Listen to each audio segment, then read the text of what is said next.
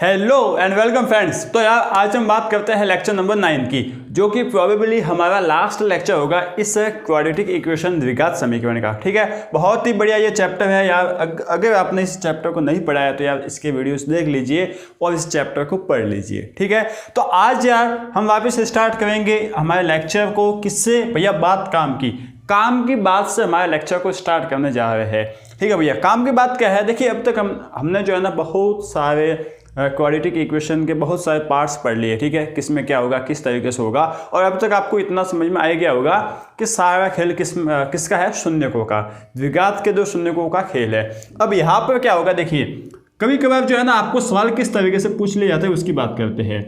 आपको बोल दिया जाता है कि माना यह एक क्वाड्रेटिक है ax² plus bx plus c is equal to 0। यह क्या है, एक द्विघात समीकरण है। ठीक है, अब आपको बोल दिया जाएगा कि यह द्विघात समीकरण है ना, द्विघात समीकरण यह क्या है, धनात्मक है। ठीक है, यह सिर्फ क्या आपको क्या बोला गया है कि यह धनात्मक है।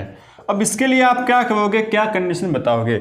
आपको क्या बोला गया है कि यह एक द्विघात समीकरण है ना, वो धनात्मक है, पॉजिटिव है। आपको बस यह बोला गया, तो आप क्या करोगे, कौन सी कंडीशन लगाओगे। ठीक है, तो देखिए एक तो यह प्रोबेबिलिटी है कि अब तक जो आपने पढ़ा है ना उसके बेसिस पर आपका आइडिया लगाकर देख लो। लेकिन भैया आइडिया लगाना थोड़ा मुश्किल हो जाता है, तो हम इसको समझ लेते हैं कि किस तरीके से इसमें आइडिया लगाना है। भैया आपको क्या बोला है कि यह द्विघात समीकरण है ना, धनात्मक होना चाहिए। तो भैया द्विघात समीकरण, कुछ भी मैथ्स में सवाल होते हैं ना, उनको जब हम ग्राफ से देखने जाते हैं ना तो बहुत ही सिंपल पड़ते हैं। भैया देखिए ये आपका द्विघात मान लीजिए अक्ष है। ठीक है, इससे द्विघात समीकरण के जो ग्राफ बनता है वो कैसा बनता है, पैरेलल बनता है।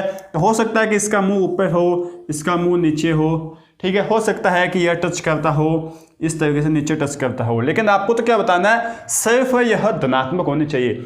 अब धनात्मक कब होगा, देखिए हो सकता है कि कुछ इस तरीके से आ जाए।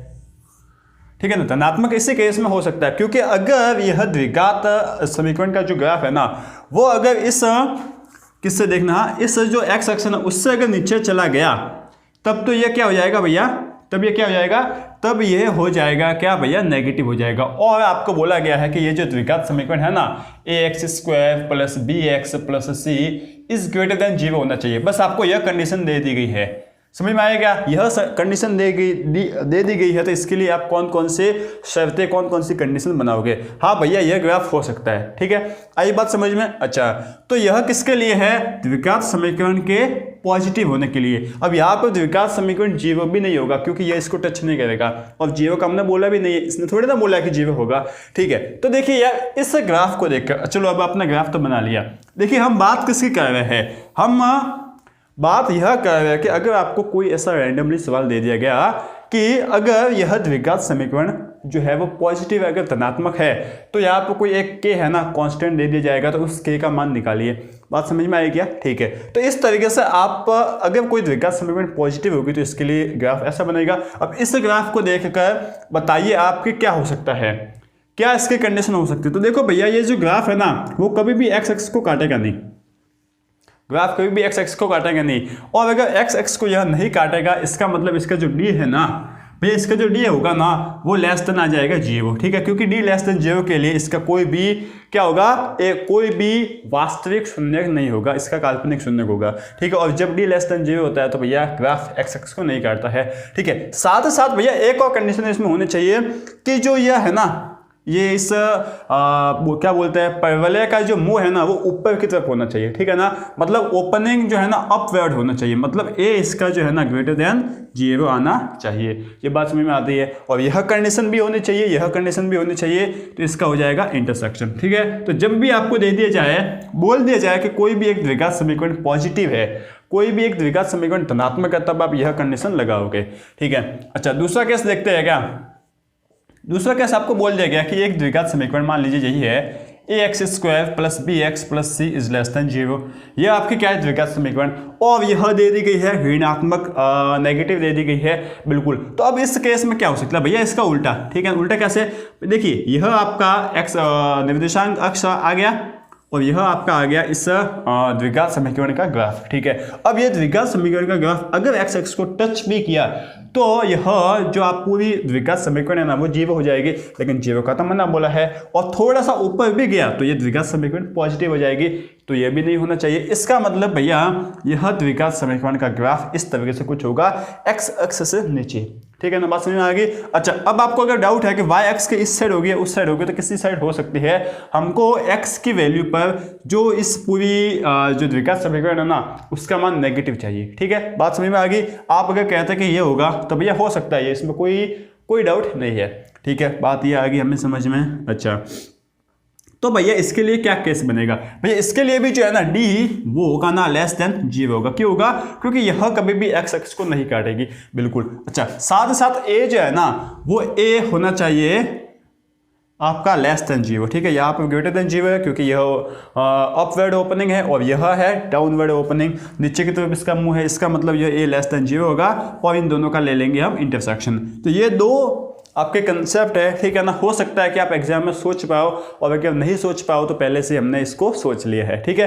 अच्छा, अब ये क्यों कह रहा है, क्योंकि इसके ऊपर एक सवाल, एक क्या दो तीन सवाल आगे है, फिलहाल तो एक सवाल जेईई मेंस का हम करते हैं, उसके बाद इसके जस्ट बाद एक लेक्चर आएगा जिसमें हम जेईई मेंस के या फिर जेईई एडवांस के प्रीवियस ईयर के क्वेश्चंस को फोड़ेंगे, तो उसमें मैं आपको बहुत सारे सवाल करवा लूंगा। फिलहाल तो एक सवाल करते हैं जिससे आपको यह पूरा कंसेप्ट समझ में आ जाएगा, ठीक है। चलो, अब देखो यार, यह सवाल जो है आपको दे दिया गया है, जेईई मेंस 2019 में पूछा गया था।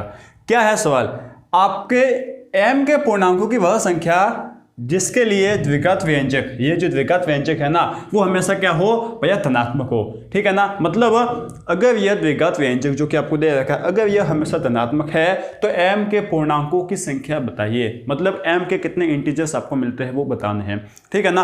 अब देखिए आपको जो है ना भैया 1 + 2m × x², ठीक है, पहले लिख लेते हैं। सॉल्यूशन हम करने गए, देखिए बात को समझना यार, सॉल्यूशन इसका करने गए तो हमने इसको पहले लिख लिया। अब आपको क्या कंडीशन दे रखी है, कंडीशन यह दे रखी है कि यह हमेशा क्या होना चाहिए, धनात्मक, यह हमेशा क्या होना चाहिए, धनात्मक, ठीक है। अब अगर यह धनात्मक है ना तो पहले तो आप एक काम कीजिए कि ए क्या है 1 + 2m लिख लीजिए यार, ठीक है ना, जिससे आपको कोई प्रॉब्लम ना आ जाए। -2 × 1 + 3m और जो आपका c है ना वो कितना है 4 × 1 + m, ठीक है, तो ए बी सी आपने लिख लिए। अब आप आए कंडीशन पे, अगर ये हमेशा धनात्मक है तो हम बात करेंगे कि जो डी है ना वो लेस देन जीरो होना चाहिए एंड आपका जो ए होगा ना वो ग्रेटर देन जीरो होना चाहिए, ये दोनों कंडीशन होने चाहिए, ठीक है। अब हम बात करते हैं डी की, तो देखिए डी जो है ना वो होता क्या, आपको पता ही होगा, डी होता है b² - 4ac, यही होता है क्या, बिल्कुल भैया। तो आपका b² - 4ac है ना वो लेस देन होना चाहिए जीरो, ये बात भी समझ में आ गई है, ठीक है। तो देखिए यार यहाँ से क्या होगा, यहाँ से आप b² रखिए, b क्या है आपका -2 × 1 + 3m का होल स्क्वायर, तो -2 का स्क्वायर 4 और 1 + 3m का होल स्क्वायर, ये आ गया क्या -4 × a आपका कितना है भैया 1 + 2m, ठीक है, 1 + 2m आपका a है, और c कितना है 4 × 1 + m, ठीक है भैया, ये आपका आ गया c, और ये होना चाहिए लेस देन जीरो, ठीक है। अब यहाँ से 4 आप ले लीजिए कॉमन, ठीक है, यहाँ से भी 4 लिया और यहाँ से भी 4 लिया। अब 4 जो है पॉजिटिव है तो यहाँ आकर इससे क्या हो गया, भाग हो गया, ठीक है। अब यह निशान नहीं बदलेगा क्योंकि 4 पॉजिटिव है, ठीक है भैया, इतना हमें समझ में आ गया। अब इसको खोलते हैं क्या, हाँ, तो देखिए 1 का स्क्वायर 1 + 9m² और प्लस का 6m, ये बात समझ में आई क्या, a² + b² + 2 × ab, ठीक है, 2 × a कितना है 2 × 3 6m + 1 × 1 कितना आ गया 6m ही आएगा। यहाँ पर देखिए माइनस का 4th है, इन दोनों का गुणा कीजिए, तो 1 का 1 के साथ गुणा किया 1 आ गया, 1 का m के साथ गुणा किया तो m आ गया, 2m का 1 के साथ गुणा किया तो 2m आ गया, प्लस 2m का m के साथ गुणा किया 2m² आ गया। बात आई समझ में, हाँ भैया इतना तो हो ही गया है, लेस देन है ये क्या जीरो, ठीक है। इसको सॉल्व करते हैं क्या, तो 1 + 9m², आई थिंक आपको दिख रहा होगा यार, अगर आपको दिख रहा है तो कोई बात नहीं है, शायद तक दिख रहा होगा, ठीक है ना, नहीं तो ऊपर भी लिख लेता हूँ यार, क्या पता ना दिख रहा हो, ठीक है यार। तो हम लिखते हैं यहाँ पर, चलो यहाँ से देखिए इसको सॉल्व करते हैं, तो 1 + 9m² प्लस का 6m, ठीक है, -4 और ये कितना है आपका भैया 3, ठीक है, ये है आपका 3, तो -4 × 3m, ठीक है, तो -12m 3 × 4 12 हो गया ना, ठीक है भैया 12m, और ये माइनस का 8m² आ जाएगा, माइनस का 8m² इज लेस देन 0, ठीक है। अच्छा इसको वापस सॉल्व करते हैं क्या, ये 9m² माइनस 8m² m² बच गया, ये कितना माइनस का 12 और प्लस का 6, माइनस का 6m, और ये कितना जाएगा भैया माइनस का 3, ठीक है, इज लेस देन 0। अब इसको सॉल्व करना पड़ेगा, सॉल्व करने के लिए क्या करते हैं हम स्विच देना चाबी लगा लेते हैं, तो m कितना जाएगा माइनस का b कितना हो गया प्लस का 6 प्लस माइनस रूट होगा b² कितना हो जाएगा 36 माइनस 4 इंटू a कितना है 1 और c कितना है आपका 3, ठीक है। इतना भैया समझ में आ गया है, हमें आ गया ना, ठीक है भैया। अब हम क्या करते हैं 2 × a लिख लेते, तो ये तो 1 ही है, m की वैल्यू हम यहाँ से निकाल रहे हैं, ठीक है, थोड़ा बहुत आपको मेहनत करना पड़ेगा। ये कितना है देखो, ये काम करते हैं यहाँ से 36 कितना होता है, 36 होता है 9 × 4, 9 चौक 36 होता है, बिल्कुल भैया। तो एक काम करते हैं भैया क्या कि 4 × 9 लिख लेते हैं क्या, हाँ बिल्कुल, प्लस का 4 × 3 लिख लेते हैं, डिवाइड में 2।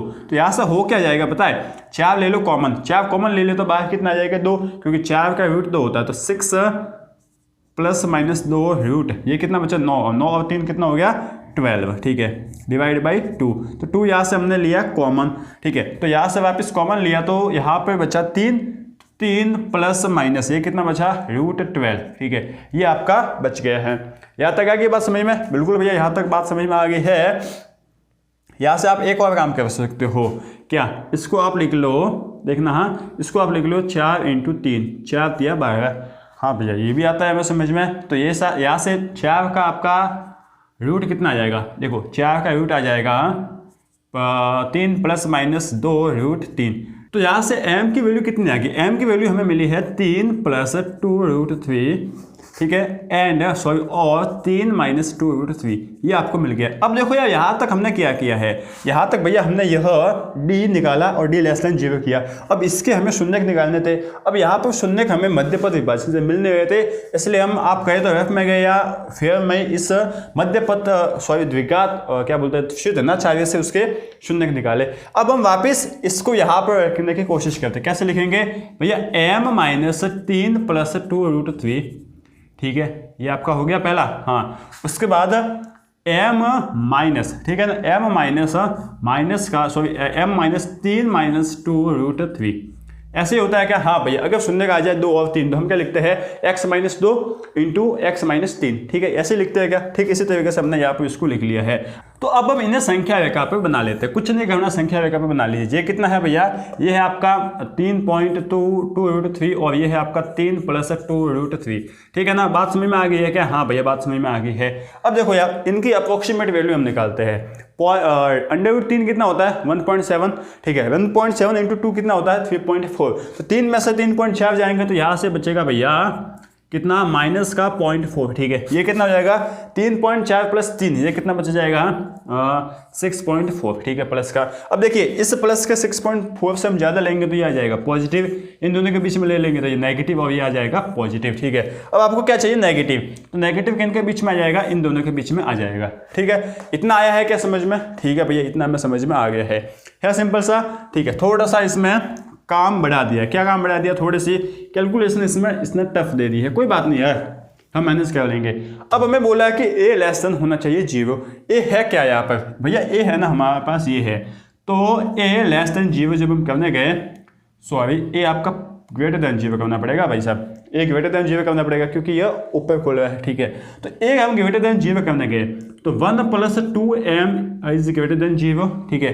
तो यहाँ से m कितना जाएगा देखना यार, m is greater than minus का 1/2, m is greater than minus का 1/2, ठीक है। अब हमें इन दोनों का लेना है इंटरसेक्शन, तो देखना यार ये आपका संख्या रेखा आ गई, ठीक है, ये माइनस का 1/2 कितना हो जाएगा माइनस का 0.5, ठीक है भैया माइनस का 0.5 हो जाएगा, और ये है माइनस का 0.4, आगे बात समझ में, तो माइनस का 0.5 यहाँ पर आएगा, मतलब माइनस का 1/2 ये यहाँ पर आ जाएगा, और माइनस का 3 माइनस 2 √3 ये यहाँ पर आ जाएगा, बिल्कुल भैया, और ये कितना आ जाएगा 3 प्लस 2 √3 यहाँ पर आ जाएगा, ठीक है ना। अब ये कितना था, ये कुछ इस तरीके से था ना, हाँ, और ये क्या है भैया माइनस के 1/2 से बड़ा, ठीक है, मतलब यहाँ से हम जाएंगे और इस तरीके से कुछ होगा, ठीक है भैया। अब इन दोनों का इंटरसेक्शन तो हमें यही मिल रहा है, इन दोनों का इंटरसेक्शन तो हमें यही मिल रहा है। तो m का मान हमें यहाँ से फाइनली m का मान क्या मिल गया, देखना यार m बिलोंग्स टू ये कितना है 3 - 2√3 से 3 प्लस, ठीक है ना, से 3 + 2√3, ये आपको फाइनल आंसर मिल गया है। अब हमें m का मान थोड़ी ना पूछा है, हमें तो ये पूछा है कि m की कितनी वैल्यू इंटीजर्स होंगे। तो देखिए यार ये कितना है, अब देख लो यार यहाँ से समझना, ये है -0.4 और ये है 6.4, ठीक है भैया। -0.4 से हमें ज़्यादा लेना पड़ेगा, तो -0.4 से ज़्यादा एक इंटीजर कौन सा होता है 0, उसके बाद 1, उसके बाद 2, उसके बाद 3, उसके बाद 4, उसके बाद 5, उसके बाद 6 होगा क्या, हाँ भैया 6 होगा, क्योंकि 6.4 से तो कम ही होता है 6, ठीक है भैया। तो ये हमने ले लिया 6। तो देखो यार यहाँ से कितनी वैल्यू आ गई, 1 2 3 4 5 6 और 7 वैल्यू आ गई। तो ये आपके डी का मान हो गया, ठीक है ना। तो डी कितना है आपका 7, और ये है आपके किसका भैया, इस m के 7 इंटीजर्स आएंगे, ये आपने निकाल लिया। तो इस तरीके से कुछ आपको सवाल देखने को मिलेंगे। यहाँ पर कैलकुलेशन टफ थी, ठीक है ना, मतलब थोड़ी कॉम्प्लिकेटेड थी, टफ भी नहीं बोल सकते हो, लेकिन है सवाल इजी, कंसेप्ट वही है। आगे बात समझ में ना, ठीक है चलो। तो यार अब हम पढ़ते हैं ट्रांसफॉर्मेशन ऑफ इक्वेशन, समीकरण का परिवर्तन। किस प्रकार एक समीकरण आपको दे रखी है, उसके 2 शून्य दे रखे हैं, ठीक है, और उसके 2 शून्यकों पर कुछ पाबंदियां लगा दी जाएगी, और उस पाबंदियों से आपको एक दूसरा समीकरण बनाना होता है, ठीक है ना। जैसे कि मान लीजिए आपको एक समीकरण दे दिया गया है ax² + bx + c = 0, और इसके 2 शून्य आपको दे दिए गए हैं अल्फा एंड बीटा, ठीक है ना। अब ये जो अल्फा और बीटा है ना, उन दोनों ये जो शून्य है ना, इन दोनों शून्यकों के ऊपर एक जैसी कोई पाबंदी लगा दी गई। क्या पाबंदी लगा दी गई कि मान लीजिए एक ऐसा समीकरण बनाइए ना जिसके शून्य 2α, 2 बीटा हो, या फिर जिसके शून्य है ना भैया 2/α, 2/बीटा हो, ठीक है ना। तो ये कुछ पाबंदियां लगा दी। अब इस पाबंदियों से आपको एक नई द्विघात समीकरण बनाने होती है, ठीक है। अब यहाँ पर आप ध्यान रखना कि जो पाबंदियां लगा दी जाएगी ना दोनों शून्यकों के ऊपर, वो दोनों एक जैसी होगी, ठीक है। अब कैसे होगा, किस तरीके से होगा, तो देखो यार ये सवाल आपको दे रखा है जिससे आपको पूरा समझ में आ जाएगा। ट्रांसफॉर्मेशन ऑफ इक्वेशन बहुत ही सिंपल सा है, आप आराम से कर सकते हो।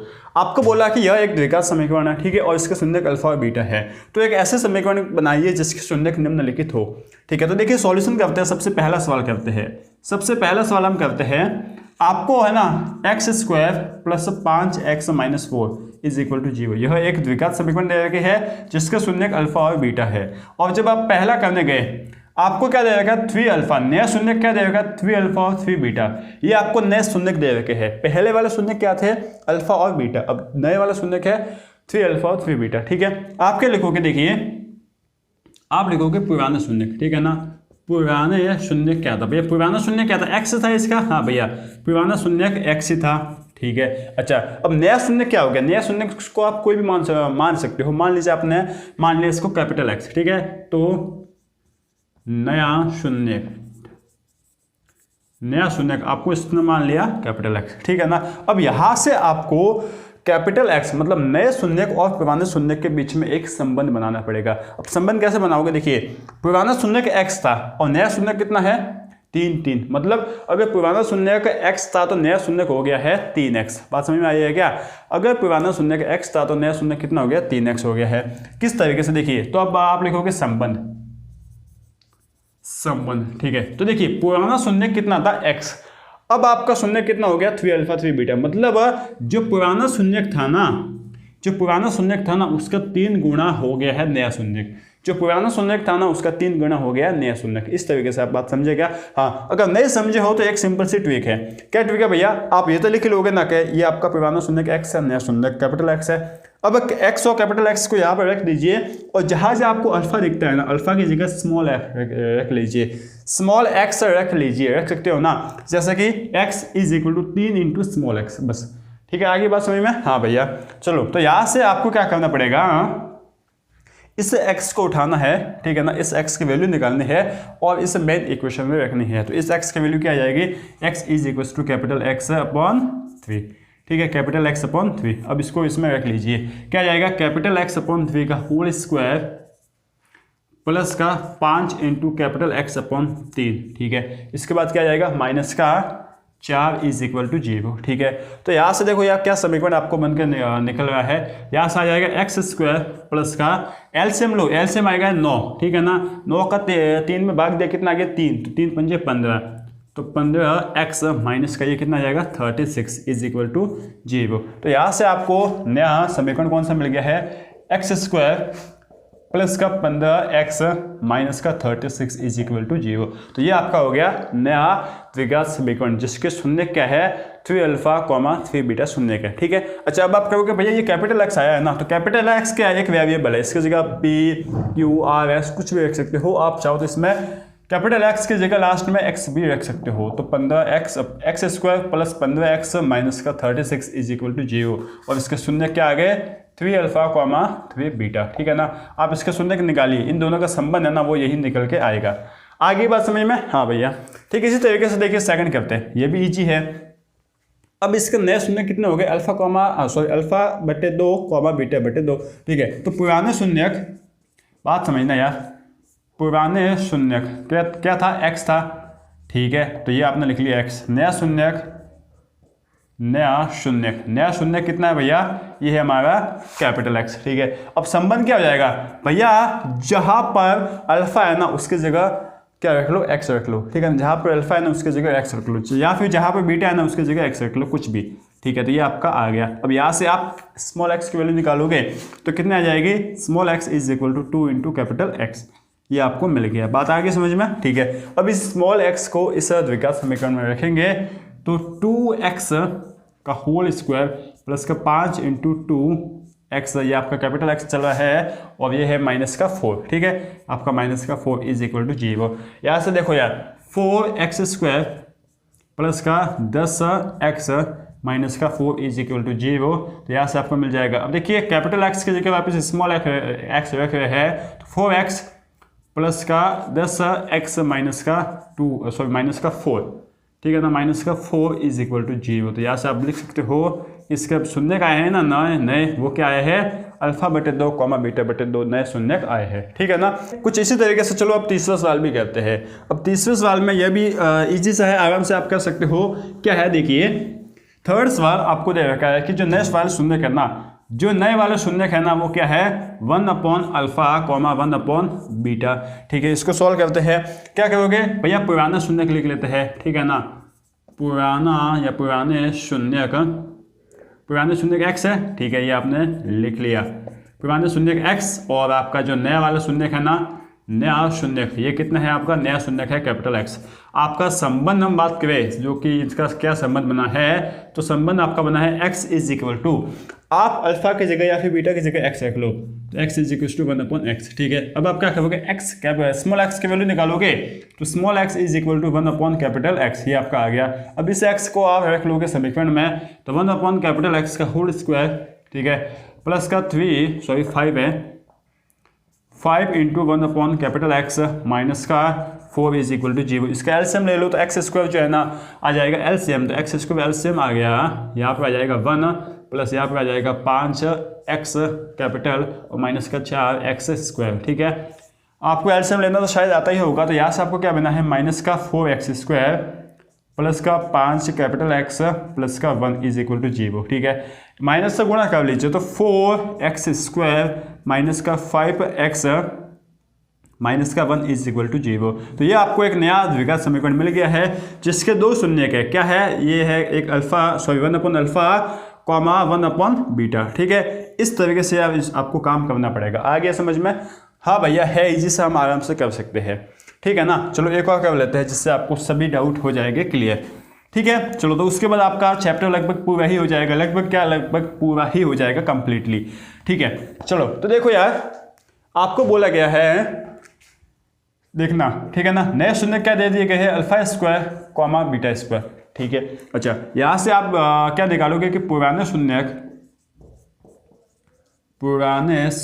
क्या है भैया, ये स्मॉल x है, और नया शून्य भैया नया बड़ा हो गया। ठीक है, तो नया शून्य कितना हो गया, नया शून्य है आपका कैपिटल X। ठीक है, अब संबंध क्या बना देख लीजिए, संबंध हमारा बना है capital X is equal to क्या है भैया, जो आपका अल्फा है ना उसकी जगह x रख लो, capital X is equal to क्या बना भैया, स्मॉल एक्स का होल स्क्वायर। अब हम एक्स की वैल्यू निकालेंगे तो x is equal to root over plus minus root over x, ठीक है, plus minus root over capital x आपका आ गया है। अब इसको आप कहाँ पर रखोगे, इसको हम रखेंगे भैया मेन इक्वेशन में, ठीक है। तो देखिए एक्स की जगह आपने रख लिया प्लस माइनस कैपिटल एक्स का होल स्क्वायर प्लस का 5 into plus minus capital x, ठीक है, और माइनस का 4 इज इक्वल टू 0।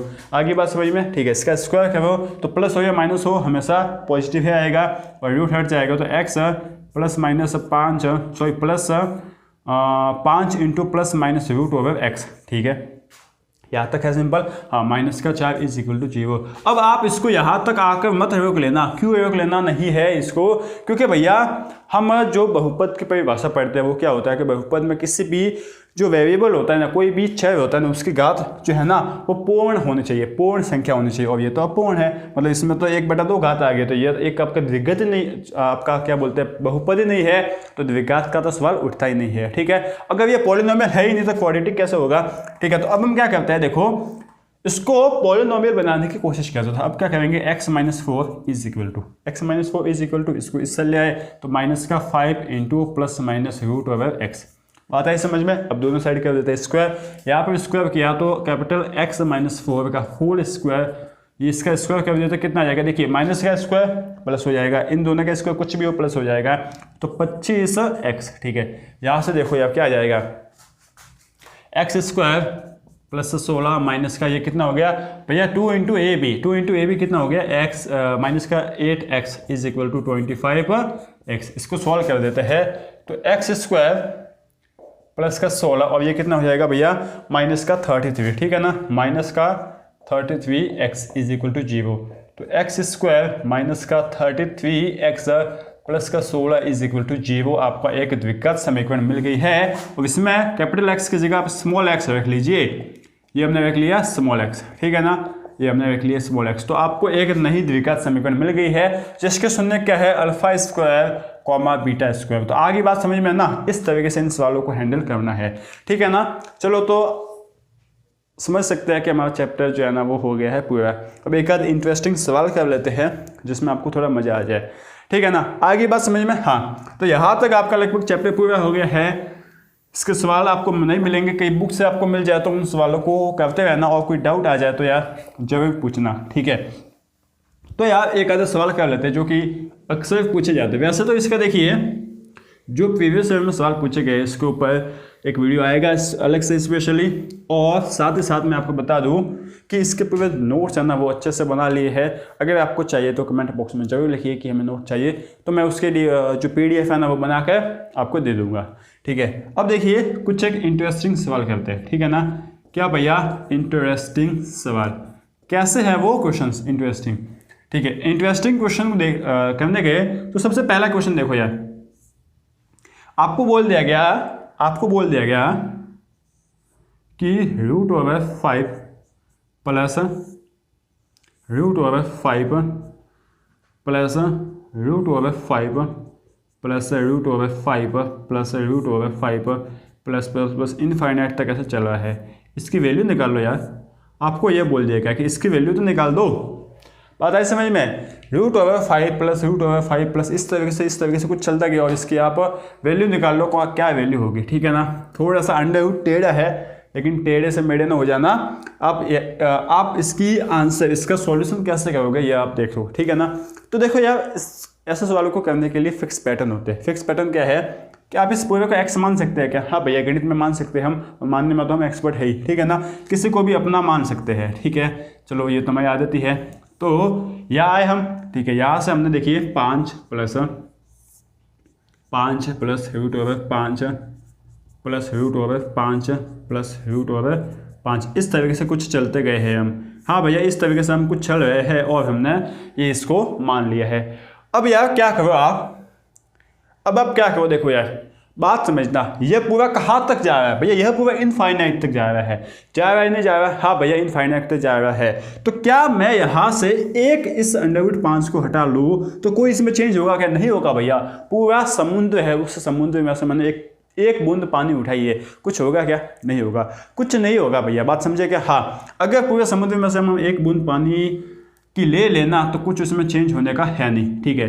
तो भैया अब हम क्या करेंगे, तो कुछ नहीं किया हमने, इस पूरे को x मान लिया, इस पूरे को क्या मान लिया, x, जो इनफाइनाइट तक जा रहा है, क्या मान लिया x, क्योंकि इस अकेले रूट 5 से तो कुछ होने को है नहीं, ठीक है ना, बात समझ गए ना, जिस तरीके से मैंने इसको हटाया था इससे कुछ होने वाला है नहीं ना, ठीक है। तो हम मान सकते हैं कि लगभग ये पूरा x ही है, तो x is equal to root over 5 plus x। बात आ गई समझ में? हाँ भैया बात हमें समझ में आ गई है, क्या किया मैंने समझ में आ गया ना भैया। अगर आप इस रूट 5 को हटाओगे ना तो कोई चेंज इसमें आने का है नहीं, इसका मतलब इस पूरे को हम x बोल सकते हैं वापस, हाँ इस पूरे को x बोल सकते हैं, तो इस पूरे को x बोल लिया, और जो हटाया था ना उसको वापस रख लो आप चुपके से, हाँ क्योंकि भाई मैं तो हूँ, ये तो वापस आ गया, मुन्ना वापस आ गया कि नहीं मैं तो बैठा हूँ यहाँ पे, ठीक है भैया। तो इस तरीके से कुछ हो जाएगा। अच्छा अब आपको क्या करना है, अब दोनों साइड आपको करना है स्क्वायर, ठीक है, कीजिए दोनों साइड स्क्वायर, तो x square plus x square is equal to 5 plus x.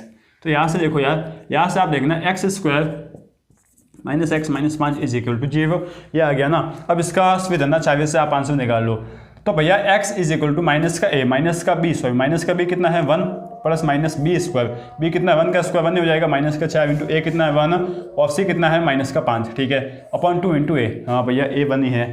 चलो तो यहाँ से कितना आ जाएगा भैया 1 प्लस माइनस रूट ओवर, ये कितना हो जाएगा 20, माइनस का 20, ठीक है, और ये माइनस आगे से है तो प्लस का 20 हो गया, प्लस का 20 हो गया 21 हो जाएगा, ठीक है, डिवाइड बाई 2 हो जाएगा। अब 21 7 इंटू 3 21 होता है, 7 इंटू 3 होता है 21, ठीक है। तो भैया 21 तो चलो हमें समझ में आ गया है, तो 21 है ना भैया, 21 का रूट कितना होगा भैया, देखिए 4 का रूट होता है 16, मतलब 16 का रूट 4 होता है, और 25 का रूट होता है 5, ठीक है, और यह 4 और 5 के कहीं ना कहीं बीच में होगा, इतना तो हमें समझ में आता ही है, ठीक है। तो इस x की दो वैल्यू आएगी, एक तो आएगी x प्लस रूट ओवर 21/2, और दूसरी आ जाएगी क्या 1 माइनस रूट ओवर 21 माइनस 2, ये दो इसकी वैल्यू आएगी। अब आप बताइए इनमें से हम कौन सी वैल्यू ले सकते हैं, क्या कोई एक रख सकते हैं या दोनों ले सकते हैं, तो भैया यहाँ पर हम एक ही ले सकते हैं, क्यों, क्योंकि भैया हमने अब तक पढ़ते आए हैं, ठीक है ना, हम अब तक पढ़ते आए कि रूट के अंदर कोई भी संख्या है वो नेगेटिव नहीं होनी चाहिए। कहाँ पे पढ़ा था, फंक्शन में पढ़ा था, फलन में पढ़ा था, तो रूट के अंदर ये तो भैया नेगेटिव आया हुआ है ना भैया, ये एक है और इसकी वैल्यू समथिंग 4 और 5 के बीच में आ जाएगी, मैं मान लूँ मिनिमम होगी 4 से कम तो होगी नहीं, ठीक है। तो देखिए 1 माइनस 3 माइनस का 1 माइनस 4 माइनस का 3 आ जाएगा, ये आ गया आपका नेगेटिव। रूट के अंदर कोई भी संख्या नेगेटिव हो सकती है क्या, नहीं हो सकती है। अच्छा आपने भैया ऐसे कैसे बोला कि रूट के अंदर नेगेटिव नहीं हो सकता, क्योंकि देखिए ये पूरा रूट है, ये पूरा क्या हो जाएगा x अगर नेगेटिव है ना तो इस पूरे की संख्या, या फिर इस तरीके से आप सोचो, इसको छोड़िए आप, इस पूरे का मान है ना, इस पूरे का मान है ना, आपको क्या मिला है भैया 1 plus root over 21 divide by 2। अब इस पूरे का मान आपको नेगेटिव मिल सकता है क्या, नहीं मिल सकता, क्योंकि रूट के अंदर कोई संख्या नेगेटिव होती नहीं है। अगर कोई संख्या उसमें नेगेटिव होगी नहीं तो नेगेटिव मान कैसे आएगा, आ सकता है क्या, नहीं, कभी नहीं आ सकता। बात समझ गए क्या, तो ये तो आपका हो जाएगा कैंसिल, आपका आंसर क्या आ जाएगा x is equal to 1 plus root over 21/2, ठीक है ना। अच्छा अब x की जगह आप इस पूरे को रख सकते हो, ठीक है ना। तो हमको है ना, हमने क्या किया है, इसको बेवकूफ़ बनाया पहले, कैसे बेवकूफ़ बनाया, 5 को हटा दिया, रूट 5 को हटा दिया कि तू जा जा जा जा, उसके बाद इस पूरे का x मान लिया, ठीक है। अब वापस 5 को बुला ले कि आजा, नहीं आजा आजा आजा तू, तो वापस 5 को यहाँ पे बिठा लिया और फिर दोनों साइड स्क्वायर करके हमने अपना काम निकाल लिया, ठीक है। बात आगे समझ में, हाँ भैया हमें समझ में आ गई है। ये कुछ ऐसे क्वेश्चन है, 1-2 और क्वेश्चन है, पहले मैं देखता हूँ टाइम कितना हो गया है, स्टोरेज फुल ना हो जाए, ठीक है यार टाइम हो ही गया है, 40 मिनट का लगभग हो गया है, 35-40 मिनट के आसपास पहुँच गए हम। तो यार समझ लीजिए कि 10 क्वेश्चन बाकी है, मेंस के होंगे, एडवांस के होंगे, कुछ एक अच्छे कंसेप्चुअल होंगे, तो वो सब आपको मैं एक वीडियो आएगा उसमें मैं करवा लूँगा, ठीक है। अगर आपको मन करता है कि हमें और क्वेश्चंस करने हैं और भैया हमें वो नहीं मिल पाते क्वेश्चंस, कहाँ से कि मेरे पास कुछ नहीं है, तो आप बताना, ठीक है। मेरे पास देखिए इंग्लिश में है तो मैं उसका आपको सीधा बोल सकते हैं कि फ़ोटो खींच के PDF सीधा देने की कोशिश करूँगा, तो आप उसको सॉल्व करते रहना, ठीक है। तो तब तक के लिए पढ़ते रहिए, आगे बढ़ते रहिए और इस चैप्टर का रिविजन कर लीजिए, क्वेश्चंस कर लीजिए, क्योंकि अगला चैप्टर में आपको कौन सा होने वाला है, कॉम्प्लेक्स नंबर, ठीक है। Thank you.